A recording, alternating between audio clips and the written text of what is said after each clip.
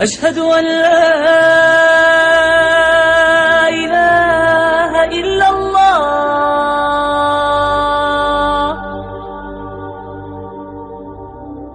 أشهد أن محمدا رسول الله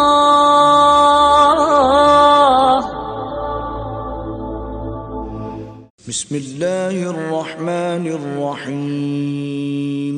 شروع اللہ کے نام سے جو بڑا مہربان نہایت رحم والا ہے۔ الحمد للہ رب العالمین۔ سب طرح کی تعریف اللہ ہی کو سزاوار ہے جو تمام مخلوقات کا پروردگار ہے۔ الرحمن الرحیم۔ بڑا مہربان نہایت رحم والا۔ مالک یوم الدین۔ انصاف کے دن کا حاکم۔ ایاک نعبد و ایاک نستعین۔ اے پروردگار، ہم تیری ہی عبادت کرتے ہیں اور تجھی سے مدد مانگتے ہیں۔ اہدنا الصراط المستقیم۔ ہم کو سیدھے رستے چلا۔ صراط الذین انعمت علیہم غیر المغضوب علیہم ولا الضالین۔ ان لوگوں کے رستے جن پر تو اپنا فضل و کرم کرتا رہا، نہ ان کے جن پر غصے ہوتا رہا اور نہ گمراہوں کے۔ بسم اللہ الرحمن الرحیم۔ شروع کرتا ہوں میں اللہ کے نام سے جو رحمان اور رحیم ہے۔ اس پر کچھ گفتگو ہو چکی ہے تعارف قرآن کے ضمن میں کہ رحمان اور رحیم دو نام ہیں کہ جو رحمت کے مادے سے نکلتے ہیں۔ رحمان میں اللہ تعالیٰ کی رحمت کا جوش، ہیجانی کیفیت، طوفانی کیفیت، اور رحیم میں اللہ تعالیٰ کی رحمت کا دوام اور تسلسل۔ یہ دونوں کیفیات اللہ کی رحمت میں بیک وقت موجود ہیں، جس کا ہم تصور نہیں کر سکتے۔ ہم سمندر کو دیکھتے ہیں، متلاطم سمندر ہے، اس میں ہیجان ہے، طوفان ہے۔ دریا کو دیکھتے ہیں کہ وہ سکون کے ساتھ چل رہا ہے، خاموشی سے چل رہا ہے، بہہ رہا ہے، بس تسلسل کے ساتھ بہہ رہا ہے۔ ہم ان دونوں کیفیات کو علیحدہ علیحدہ دیکھتے ہیں تو ہمارا ذہن ان دونوں کو بیک وقت اس کا تصور نہیں کر سکتا، تخیل ممکن نہیں۔ لیکن اللہ کی رحمت کی یہ دونوں شانیں مستقلاً ہر وقت موجود ہیں، بیک وقت۔ اسی لیے ان دونوں کے درمیان کہیں حرف عطف نہیں آئے گا۔ بسم اللہ الرحمن الرحیم۔ الحمد للہ رب العالمین۔ کل حمد، اور حمد کو ذہن میں رکھ لیجئے، حمد مساوی ہے تعریف جمع شکر۔ عام طور پر ترجموں میں ایک لفظ لایا جاتا ہے، کل تعریف اللہ کے لیے، یہ کافی نہیں ہے۔ تعریف آپ کسی شے کی کر سکتے ہیں جس میں کوئی حسن ہے، خوبی ہے، کسی بھی اعتبار سے، خواہ آپ کو اس کے حسن و خوبی سے کوئی فائدہ حاصل نہیں ہو رہا۔ ایک پھول ہے، بہت خوبصورت ہے، بس ٹھیک ہے، خوبصورت ہے، آپ نے کہا، تعریف کر دی۔ شکر کرتے ہیں آپ اس شے کا جس سے آپ کو کوئی فائدہ پہنچا ہو، استفادہ ہوا ہو، آپ کی کوئی ضرورت پوری ہوئی ہو، آپ کی کوئی مشکل رفع ہوئی ہو۔ اور آپ دیکھیں گے کہ حمد میں یہ شکر کا پہلو غالب ہے۔ جتنی بھی دعائیں ہیں حضور سے منقول، شکر کے مقام پر وہاں حمد آتا ہے۔ بھوک لگی ہوئی تھی، کھانا کھایا، الحمدللہ الذی اطعمنی وسقانی۔ اب یہاں دیکھیے ترجمہ تعریف نہیں، شکر ہے اس اللہ کا جس نے مجھے کھلایا اور پلایا۔ آپ بیت الخلاء سے باہر آئے، نجاستیں آپ سے دور ہو گئیں، طبیعت میں انشراح ہوا، الحمدللہ الذی اذھب عنی الاذی وعافانی۔ وہ شکر ہے اس اللہ کا جس نے اذیت بخش چیزیں مجھ سے دور کر دیں اور مجھے عافیت بخشی۔ تو یہ الحمدللہ رب العالمین، اللہ تعالیٰ کا حسن و کمال اور حسن و جمال اپنی جگہ بھی اس انتہا کا ہے کہ جتنی تعریف اس کا حق ہے ہم کر ہی نہیں سکتے، لیکن اس کے احسانات اور انعامات ہم پر اتنے ہیں کہ ہم ان کو بھی گن نہیں سکتے۔ لہذا ایک ہی احصاء ہم نے کر دیا الف لام کے ساتھ، الحمدللہ رب العالمین۔ تمام تعریفیں اور کل شکر اللہ کے لیے ہیں کہ جو تمام جہانوں کا پروردگار ہے، رب ہے، مالک ہے۔ رب میں ایک مفہوم ہوتا ہے ربوبیت کا، اور اس میں مفہوم شامل ہوتا ہے تربیت کا، ربیانی صغیرہ۔ تو مالک ہونا اور تربیت دینا. آپ جس شے کے مالک ہوں گے آپ چاہیں گے اس میں بڑھوتری ہو، اس میں اضافہ ہو، وہ نشو و نما پائے. تو یہ دونوں چیزیں آپس میں ایک دوسرے کا جڑی ہوئی ہیں، پروردگار بھی اور مالک بھی. عام طور پر عربی میں رب کا لفظ مالک کے لیے آتا ہے، رب البیت، رب الدار، رب المال. تو مالک وہاں پر ظاہر بات ہے کہ اس سے مراد کیا ہے؟ مال والا، گھر والا، گھر کا مالک. تو کل شکر اور کل تعریف اس اللہ کے لیے ہے جو تمام جہانوں کا مالک بھی ہے اور پروردگار بھی ہے. الرحمن الرحیم، رحمان ہے اور رحیم ہے. اب دوبارہ اس کی میں وضاحت نہیں کروں گا.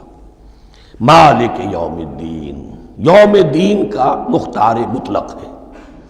دین عربی زبان میں کہتے ہیں بدلے کو. دناہم کما دانو، کما تدینو تو دانو، یہ کہاوت ہے. جیسے اردو میں ہم کہتے ہیں جیسا کرو گے ویسا بھرو گے. کما تدینو تو دانو، تو یہ ہے بدلہ. اس کا بنیادی مفہوم جو ہے وہ بدلہ ہے. تو بدلے کا ایک دن ہے جس دن فیصلہ ہوگا کہ کون کیا کما کر لایا ہے اور اسے کیا بدلہ ملنا چاہیے. آیا اس کا برائیوں کا پلڑا بھاری ہے کہ اسے سزا ملنی چاہیے، یا اس کی حسنات اور نیکیوں کا پلڑا بھاری ہے کہ اسے جزا ملنی چاہیے، اس کا انعام اور اکرام کے ساتھ معاملہ کیا جانا چاہیے. وہ ایک دن ہے، اسے ہم یوم القیامہ کہتے ہیں. اور لیکن اصل بات جو یہاں کہی گئی، یعنی ایک جملے میں 3 باتوں کا اعتراف ہو رہا ہے. بعث بعد الموت، ایک دن آئے گا کہ ہم مرنے کے بعد تمام انسان اٹھا لیے جائیں گے. پھر حساب و کتاب، پھر اللہ کے ہاں حاضری ہوگی اور حساب کتاب ہوگا. اور تیسرا یہ کہ اس حساب کتاب کے دن کا مختار مطلق اللہ ہے. یعنی کسی اور کو اپنے ذہن میں سہارا بنا کر آپ زندگی گزاریں کہ وہ مجھے چھڑا لے گا، یا وہ ہستی جو ہے اتنی زوردار ہے کہ وہ مجھے بچا لے گی. اس سے اپنے دل کو، اپنے ذہن کو بالکل پاک کر لیجئے. مالک یوم الدین، ایک دوسری جگہ پر قرآن میں آیا ہے اس روز کوئی پکارنے والا پکارے گا لمن الملک اليوم للہ الواحد القہار، آج کے دن کس کا اختیار مطلق ہے؟ اور پھر کہا جائے گا اللہ کے لیے الواحد قہار، جو پوری طرح چھایا ہوا ہے، بس تولی ہے. تو مالک یوم الدین، جو جزا و سزا کے دن کا مالک ہے. اب یہاں سے کلام ایک رخ بدل رہا ہے. ابھی تک تو یہ غائبانہ انداز میں کلام ہو رہا ہے، اللہ سے خطاب نہیں آیا اس میں ابھی. الحمدللہ رب العالمین الرحمن الرحیم مالک یوم الدین. اب خطاب ہے ایاک نعبد و ایاک نستعین، ہم صرف تیری ہی بندگی کرتے ہیں اور کریں گے، اور ہم صرف تجھ ہی سے مدد مانگتے ہیں اور مانگیں گے. یہ ترجمہ میں کیوں کر رہا ہوں کہ یہ فعل مضارع ہے. عربی زبان میں فعل مضارع حال اور مستقبل دونوں کو کور کرتا ہے. ایاک کا جو ہے مفعول فاعلی جو ہے، مفعول جو ہے اس میں ضمیر مفعولی اسے پہلے لا کر حشر کا مضمون پیدا ہو گیا. ہم تیری بندگی کرتے ہیں نہیں، ہم تیری ہی بندگی کرتے ہیں اور کریں گے. حال میں ترجمہ کیجئے تو یہ اظہار حال ہے، اور مستقبل میں ترجمہ کیجئے تو یہ ایک عہد ہے، قول و قرار ہے، بہت بڑا معاہدہ ہے. وَإِيَّاكَ نَسْتَعِينُ، اور صرف تجھ ہی سے مدد مانگتے ہیں اور مانگیں گے. اس میں بھی حال کا ترجمہ اظہار حال. اللہ کرے کہ واقعی ہمارا حال وہی ہو. جب ہم یہ الفاظ کہتے ہیں تو واقعتاً ہم اس پر پورے اتر رہے ہوں کہ اسی کی بندگی کر رہے ہوں اور اسی سے ساری استعانت اور استمداد کر رہے ہیں. جہاں تک مستقبل کا تعلق ہے وہ پھر ایک عہد ہے. اہدنا الصراط المستقیم، یہ مقام وہ آ گیا کہ یہاں تک تو اے پروردگار ہم پہنچ گئے تیرے فضل سے، تیرے کرم سے. فطرت سلیمہ بھی تیری عطا کردہ تھی، عقل سلیم بھی تیری ودیت کردہ تھی. ان دونوں کی روشنی سے ہم یہاں تک تو پہنچ گئے. اب ہماری جو ضرورت ہے، احتیاج ہے، وہ کیا ہے؟ اہدنا الصراط المستقیم، ہدایت بخش ہمیں سیدھے راستے کی. یہاں 2 باتیں سمجھ لیجئے. انفرادی سطح پر انسان کے لیے نہ معلوم کتنے مرحلے آتے ہیں ہر روز کہ جس میں وہ ایک ٹھٹک کر کھڑا ہو جاتا ہے، یہ کروں یا یہ کروں. 2 آلٹرنیٹو سامنے آ رہے ہیں، فیصلہ کرنا مشکل ہو رہا ہے. قدم قدم پر ہدایت کی ضرورت ہے. اور اجتماعی طور پر نوع انسانی 3 بڑے بڑے تمدنی مسائل میں واقعہ یہ ہے کہ تسلیم کر لیا جانا چاہیے کہ عقل انسانی اس کو راستہ نہیں دکھا سکتی. عام معاشرتی سطح پر مرد اور عورت کے درمیان حقوق اور اختیارات کا کیا توازن ہو، ناممکن ہے، انسان طے نہیں کر سکتا۔ انسان یا مرد ہے یا عورت ہے۔ عورت سوچے گی اپنے لحاظ، اپنے جذبات کا، اپنے خیالات کا لحاظ رکھے گی، مرد کے جذبات و احساسات کا اس کا کوئی تصور ہی ممکن نہیں۔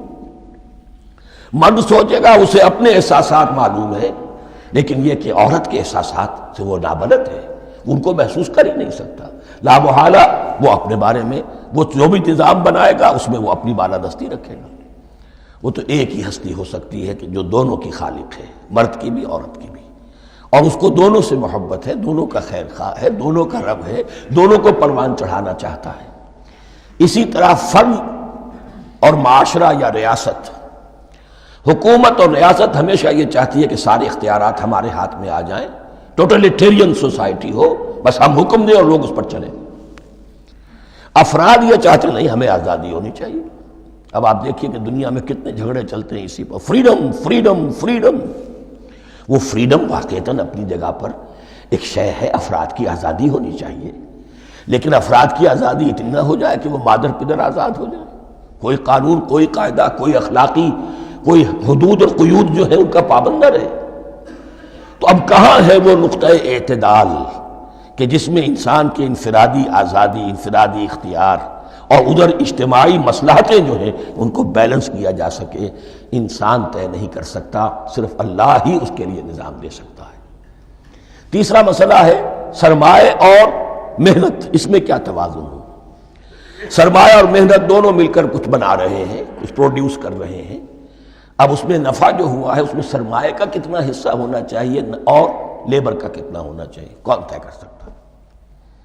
اس کے لیے بھی کہ ایسا نہ ہو کہ سرمایہ داری جو ہے آکاش بیل بن کر پورے معاشرے پر چھا جائے، اور غریب بیچارہ، مزدور بیچارہ، کاشتکار بیچارہ وہ گویا کہ چکی کے دو پارٹوں میں پس کر رہ جائے، اس کی کوئی حیثیت نہ رہ جائے۔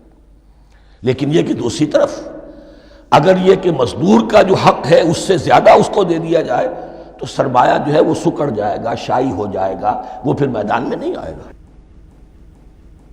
کیا کیا جائے؟ کون سا نقطہ عدل و اعتدال ہے؟ یہ تین مسائل ایسے ہیں، اہدنا الصراط المستقیم۔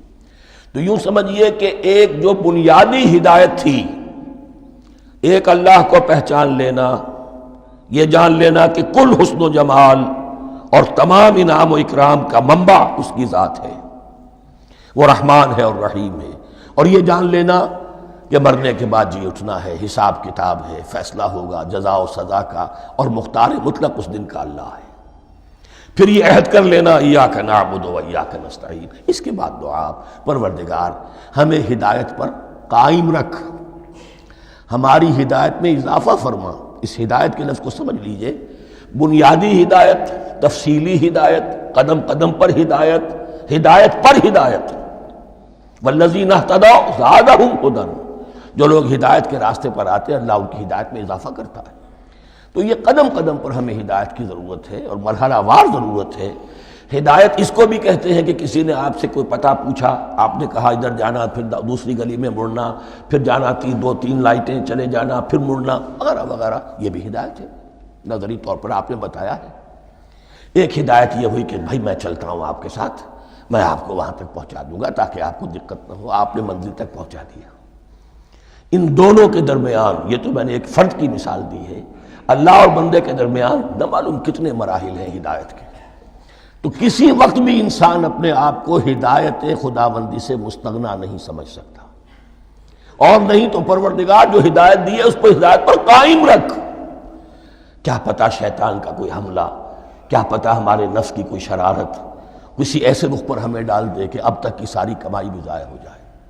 لہذا یہ نہ سمجھیے کہ جب یہ ساری چیزیں ان کو معلوم تھی، ان چیزوں کا تو اقرار کر رہے، تو اب ہدایت کون سی مانگ رہے ہیں؟ تو ہدایت کا تو بڑا میدان کھلا ہوا ہے، اور اس ہدایت کی وہ جو میں نے آخری شکل آپ کو بتائی ہے کہ منزل مقصود تک پہنچا دے، یہ ہدایت بھی قرآن مجید میں اس معنی میں بھی لفظ آیا ہے کہ اہل جنت جب جنت میں داخل ہوں گے تو جو ترانہ حمد ان کی زبان پر اس وقت ہوگا وہ کیا ہے؟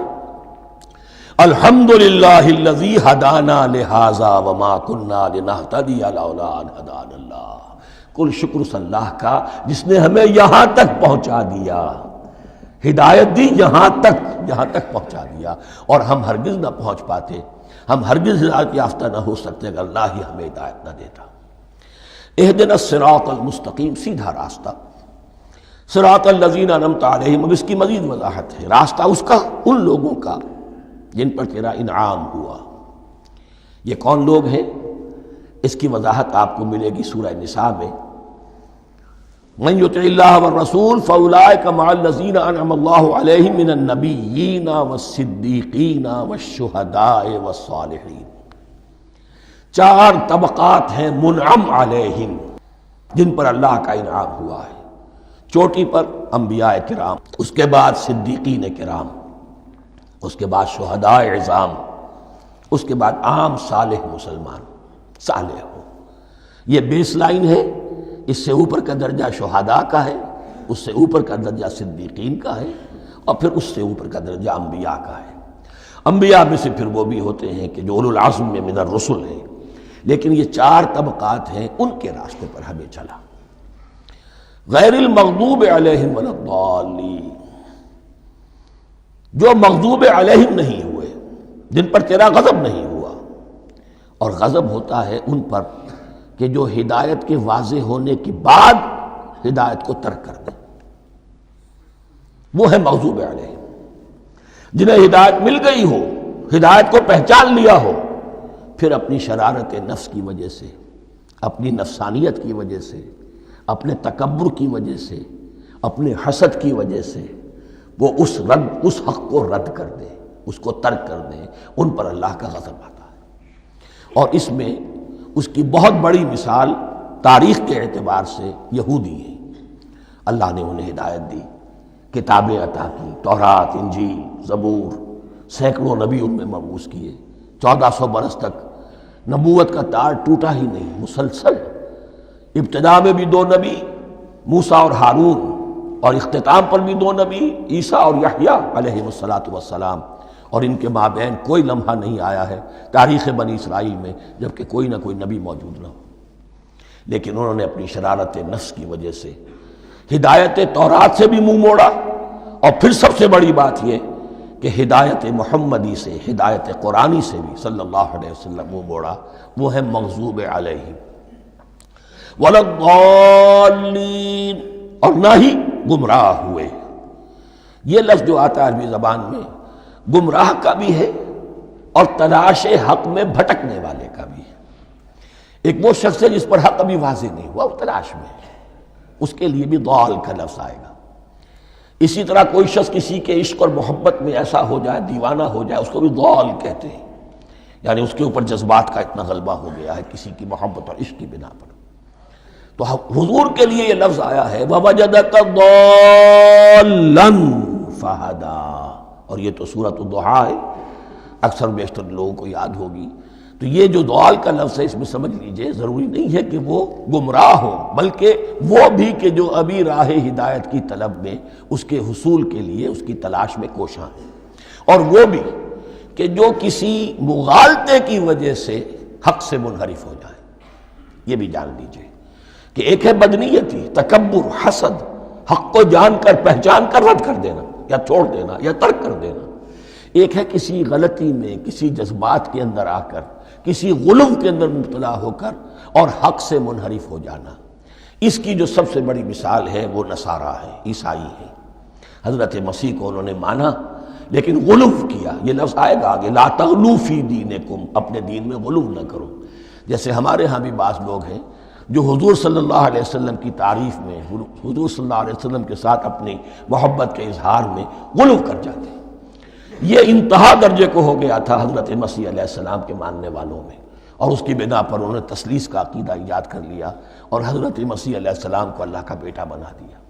تو اس کی سب سے بڑی مثال ضالین کی اس اعتبار سے کہ ہدایت پانے کے بعد کسی بدنیتی سے نہیں بلکہ کسی اچھے جذبے میں غلو کی وجہ سے، رسول سے محبت کرنا تو اچھا جذبہ ہے لیکن یہ محبت بھی ایک حد میں رہنی چاہیے۔ غلو کرے گی تو ظاہر بات ہے کہ اس کے بعد وہ گمراہی کی طرف لے جائے گی۔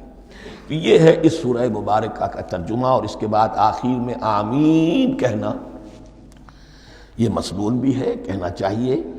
البتہ اختلاف یہاں بھی صرف اتنا ہے کہ نماز میں جب آپ امام کے ساتھ ہیں، وہ اگر جہری قرات کر رہا ہے تو آیا اس کے بعد آپ کو بھی بالجہر کہنا ہے آمین یا نہیں کہنا، یہ اختلاف ہے، ان میں کوئی فرق واقع نہیں ہوتا۔ یہ چیز متفق علیہ کہ کہنا ہے آمین، بلکہ یہ آمین تو یہودیوں میں ہے، یہ آمین جو ہے یہ عیسائیوں میں بھی ہے، ان کی بھی جو پریئر لارڈس پریئر ہے اس کے بعد آمین، وہ آمین کہتے ہیں، وہ فرق وہ لفظ ایک ہی ہے، اس لیے کہ عبرانی زبان اور عربی زبان یا تو ہم یہ کہہ سکتے ہیں کہ دونوں بہنیں ہیں، کوئی ایک مشترک زبان تھی ان کی ماں جس کی یہ دو بیٹیاں ہیں، اور یا یہ کہنا پڑے گا کہ عربی زبان کی ماں جو ہے وہ عبرانی زبان ہے۔